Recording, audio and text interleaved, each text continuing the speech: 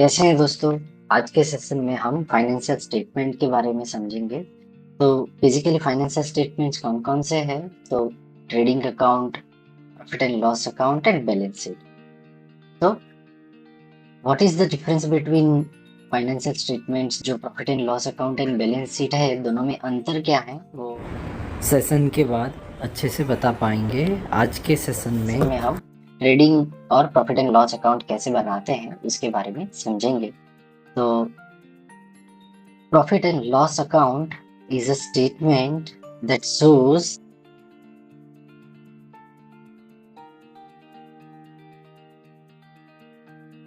how profitable company has been during the year।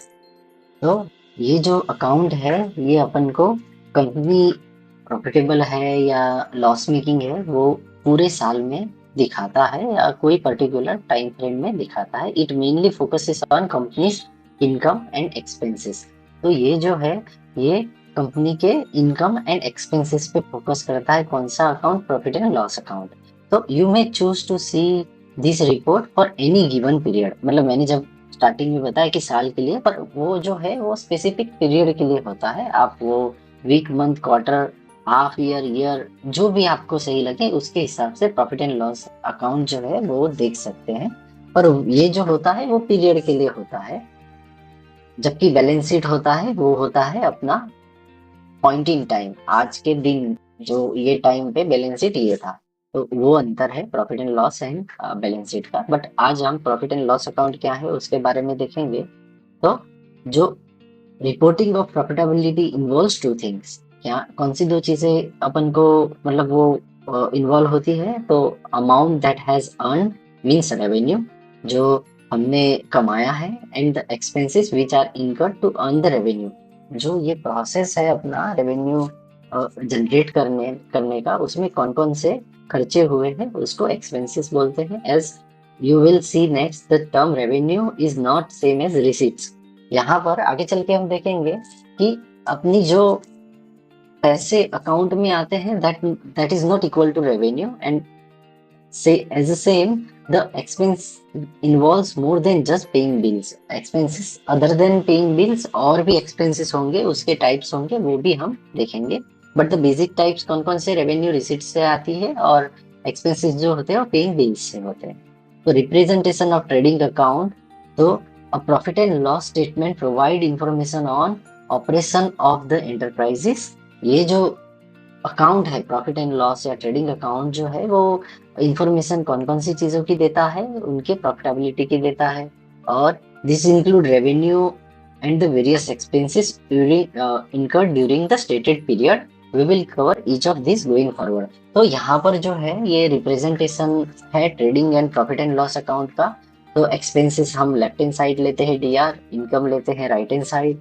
सबसे पहले opening stock, purchase, wages, वो सब आता है। ग्रॉस प्रॉफिट सीएफ इस सेम वे। जो इनडायरेक्ट एक्सपेंसेस है, कन्वेंस, सैलरी, वो सब नीचे आता है। उसके बाद नेट प्रॉफिट आता है। इनकम सारे हम सीआर साइड लेते हैं, सेल्स, क्लोजिंग स्टॉक और ग्रॉस प्रॉफिट और इंटरेस्ट रिसीव्ड, और उसके बाद टोटल। तो ये जो फॉर्मेशन है ये किस तरह से फॉर्म होता है और वो टैली में आगे चल के कैसे हम इसको बनाएंगे, वो वाला पार्ट भी डिटेल में देखेंगे। But before that we will understand each of the entries. तो आपका फंडामेंटल पार्ट जो है वो क्लियर होना जरूरी है। तो trading and profit and loss account expenses. तो एक्सपेंसेस क्या है? तो it's the expenses incurred from the purchase of good और सर्विस और the money spent on operating expenses to run the business. यहाँ पर बेसिकली कोई परचेज, इन्वेंटरी परचेज करना है या फिर कोई सर्विस या मतलब डे टू डे बेसिस पे बिजनेस को रन करना है, जिसमें लाइट बिल आ गया या फिर शॉप का रेंट आ गया, ये सारे ऑपरेटिंग एक्सपेंसेस बोलते हैं। तो इस तरह से ये सारे एक्सपेंसेस है। मैंने जो एक्सपेंसेस बताए उसको भी हम डिटेल में आगे चल के समझेंगे। एज अ स्टारलिट इन्फोटेक, अभी हम एक्सपेंसेस को समझ रहे हैं। As a Starlit Infotech sells the laptop, but for the selling the laptop उनको पहले लैपटॉप को परचेज करना जरूरी है फ्रॉम द डिस्ट्रीब्यूटर। तो when the Starlit Infotech buy the laptop from their supplier, वो सप्लायर से जब भी लैपटॉप परचेज करते हैं तो वो अमाउंट जो है वो इमीडिएटली पे करते हैं। Then it becomes cash purchase transaction. जो At the time of purchase, if I'm paying the bill, then that is the cash purchase. Otherwise, जब भी हम डिसाइड करते हैं कि मैं ये जो है परचेज किया उसको 1 महीने बाद पे करूंगा सप्लायर को, then that becomes your credit purchase, तो क्रेडिट परचेज बोलते हैं। Can you give example of cash और credit purchase in your life? आप क्या एक एग्जांपल सोच पाएंगे? तो क्रेडिट कार्ड का एग्जांपल है, या फिर नियर बाय ग्रोसरी शॉप में आप परचेस करते हैं और एंड ऑफ मंथ आप वो बंदे को पे करते हैं, तो that becomes your credit purchase in your daily life. What is credit purchase example? यहाँ पर एज अ स्टारलिट इन्फोटेक मैं आपको ये थोड़ा समझाने के लिए एक एग्जांपल लेता हूँ कि ऑन 1 अप्रैल, ये 1 अप्रैल डेट जो है उसमें starlit infotech has wide laptops. कितनी कौन से HP पेविलियन 13 लैपटॉप जो है स्क्रीन इंच लैपटॉप है वो कितने नंबर में परचेस किए? 25 लैपटॉप परचेस किए। एक लैपटॉप का costing is around 40,000, so for total value of 10 lakh rupees. अगर आप 25 लैपटॉप को 40,000 से मल्टीप्लाई करेंगे तो you will get 10 lakh rupees. And वो जो परचेस किया वो HP India private limited, HP company जो है लैपटॉप की, उससे परचेस किया। अभी the invoice is received from them, उन्होंने बिल तो दे दिया with condition that the payment should be made by 1 मई। आपको उसमें लिखा हुआ था कि पेमेंट जो है वो 1 मई से पहले पहले करना है। तो यहाँ पर इससे हम क्या समझते हैं, what we can infer from this? तो Starlit Infotech won't be paying HP India until 1 May. यहाँ पर स्टारलिट इन्फोटेक मेरा जो कंपनी है वो 1 तारीख तक नहीं पे कर रहा है, तो as a supplier has sent laptop on credit basis. इसमें हम क्रेडिट परचेस मानते हैं कि ये क्रेडिट परचेस है। So when should the purchase transaction recorded, should be recorded? यहाँ पर अभी बिल तो पे करना है 1 मई को, मैंने परचेस किया है 1 अप्रैल को, तो फिर कब मुझे मेरा ट्रांजेक्शन है वो टैली में रिकॉर्ड करना चाहिए? 1 अप्रैल को रिकॉर्ड करना चाहिए या 1 मई को रिकॉर्ड करना चाहिए? तो अपना profit and loss account, trading account जो है वो usually accrual basis of accounting से चलता है। और अक्रूअल बेसिस ऑफ अकाउंटिंग बोलता क्या है कि जब भी एक्सपेंस हमारा इनवॉइस मिलता है उसी दिन पे उसको रिकॉर्ड करना होता है। तो 10 lakh rupees should be recorded as a April expense. हमको मटेरियल मिल गया है, बिल मिल गया है, then the recording should be in April, भले ही हम उसको मई में पे कर रहे हैं।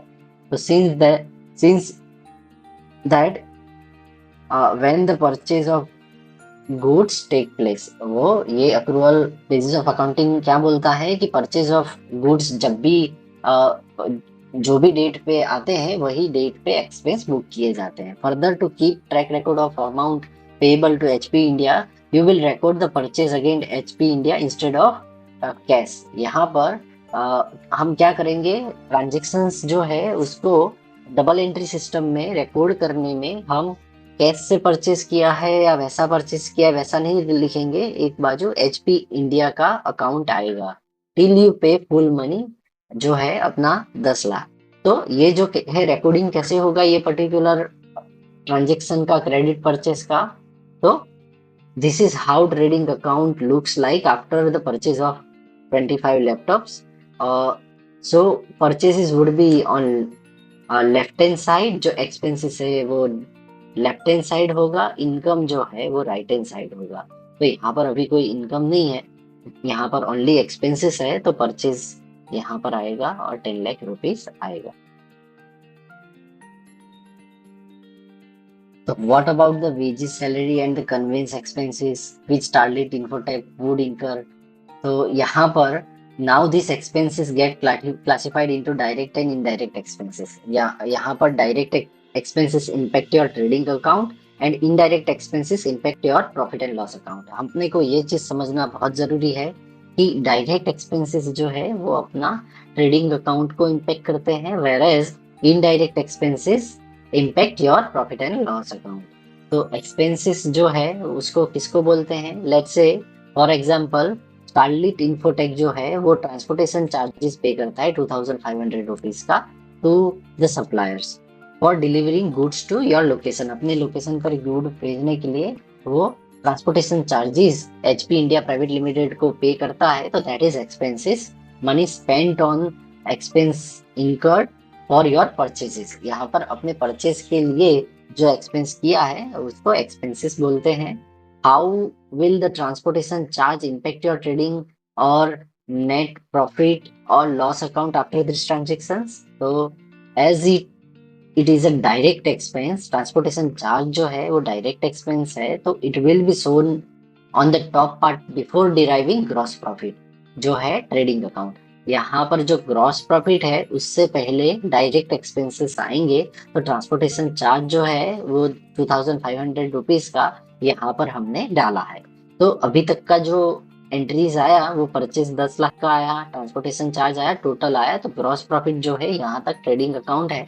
तो other operating expenses like conveyance and salary, ये जो कन्वेंस एंड सैलरी जो है ये ट्रांसपोर्टेशन चार्जेस से डिफरेंट है, क्योंकि वो जो है वो soon after deriving gross profit, और वो जो एक्सपेंसेस है कहीं ना कहीं डायरेक्टली अपने परचेस से रिलेटेड नहीं है।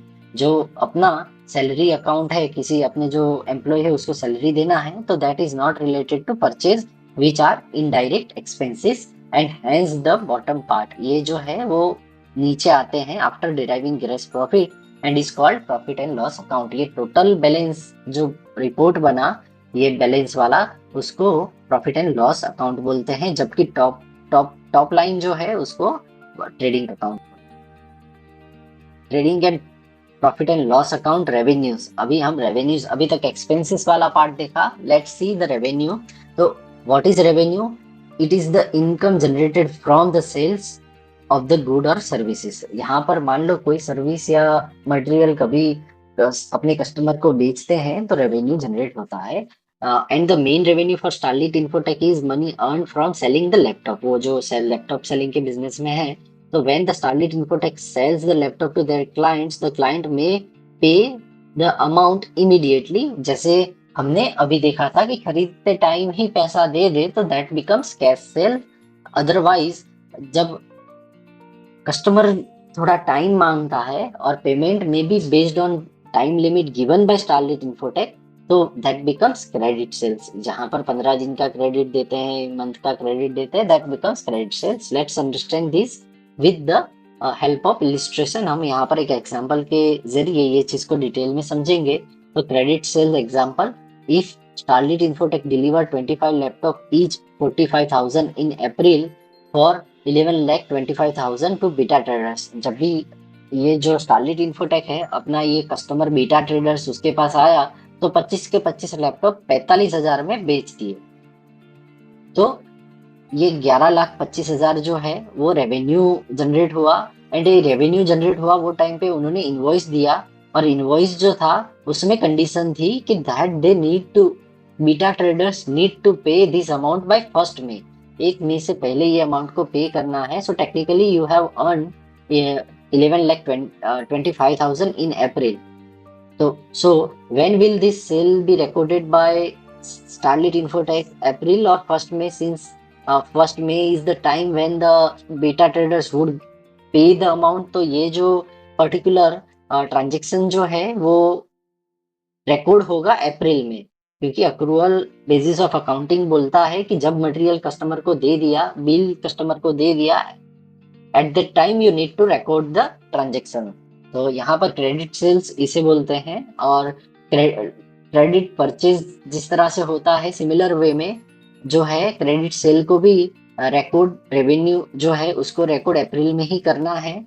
और फर्दर टू कीप रिकॉर्ड और track of the amount receivable from the beta trader, you need to record the sales against beta traders till you receive the amount from them. यहाँ पर जो है वो पैसा बीटा ट्रेडर्स से लेना है, तो जो सेल्स है उसको हम बीटा ट्रेडर्स के अगेंस्ट में डालेंगे अपना जो ट्रेडिंग अकाउंट है उसमें। वो कैसे आएगा? तो सेल्स वुड बी 11,25,000 एंड यहाँ पर this is how the trading account looks after the sales to the beta traders. यहाँ पर स्टारलिट इन्फोटेक जो है उन्होंने 25 लैपटॉप परचेस किए थे, कितने? 40,000 रुपीज के प्राइस पर।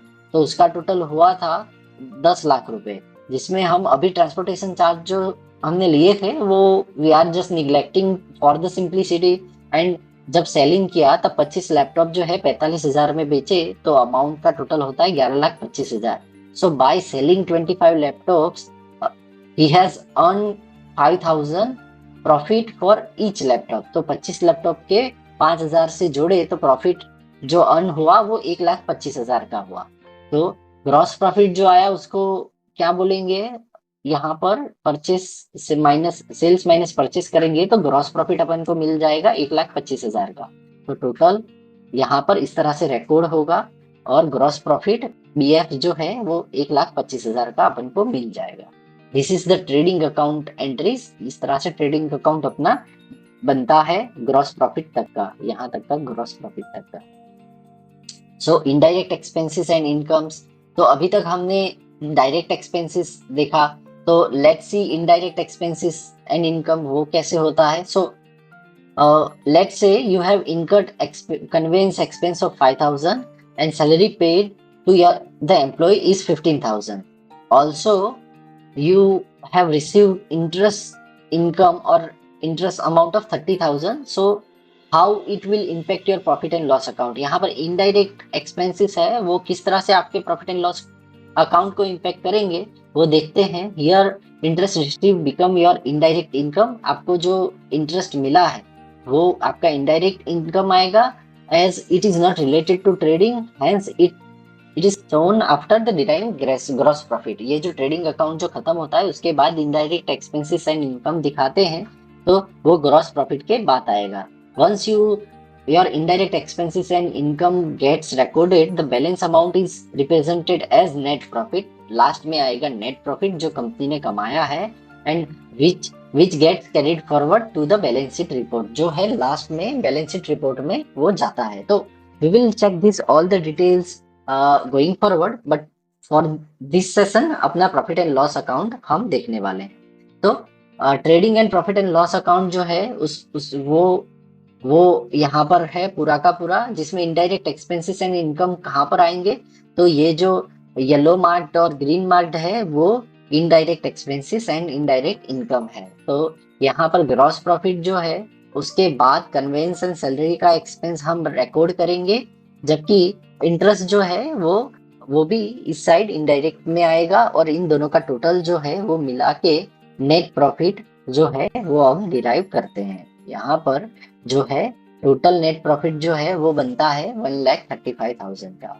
तो इस तरह से आप अपना नेट प्रॉफिट को डिराइव करते हैं प्रॉफिट एंड लॉस अकाउंट में। तो what is the difference between direct and indirect expenses. तो डायरेक्ट एक्सपेंसेस किसको बोलते हैं, तो expenses that has directly impacted your purchase of goods, और तो वो वाले एक्सपेंसेस डायरेक्ट एक्सपेंसेस है। डायरेक्ट एक्सपेंसेस जो है वो आपके ट्रेडिंग अकाउंट को इम्पैक्ट करते हैं, and that would be included before calculating gross profit. जबकि अपना इनडायरेक्ट एक्सपेंसेस है उसको क्या बोलते हैं, operating expenses such as conveyance and salary impact your profit and loss account included after deriving gross profit and before net profit. यहाँ पर वो रिकॉर्ड किए जाते हैं इनडायरेक्ट एक्सपेंसेस।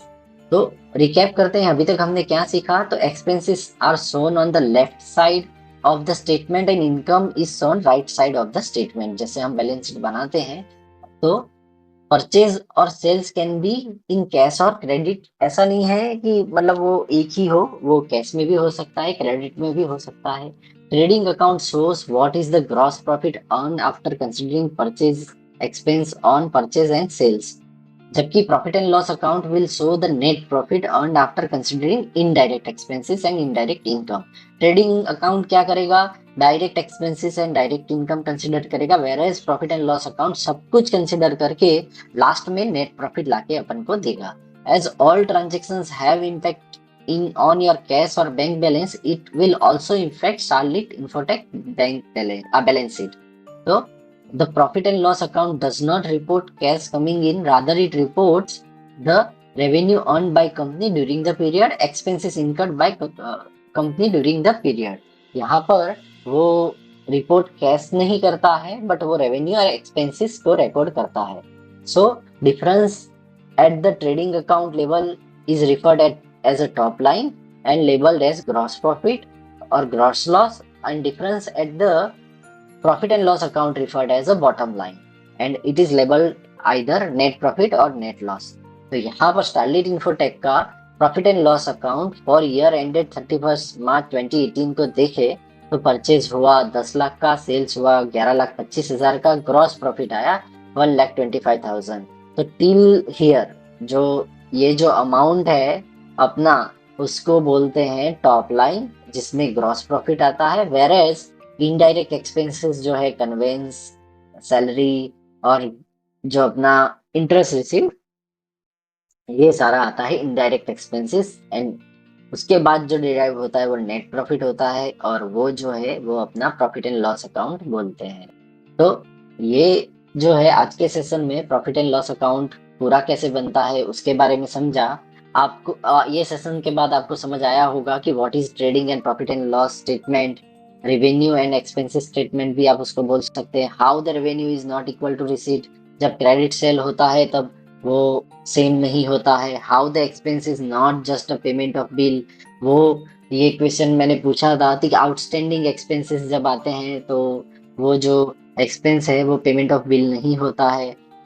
जब क्रेडिट परचेज होता है तो वो अपना पेमेंट ऑफ बिल के जितना नहीं होता है। Billing, buying and selling of inventory and gross profit earned out of it, इसको भी हमने देखा आज के सेशन में। Incurring expenses for selling goods and whole month's net profit earn, what is difference between revenue and expenses referred as bottom line, net profit और net loss.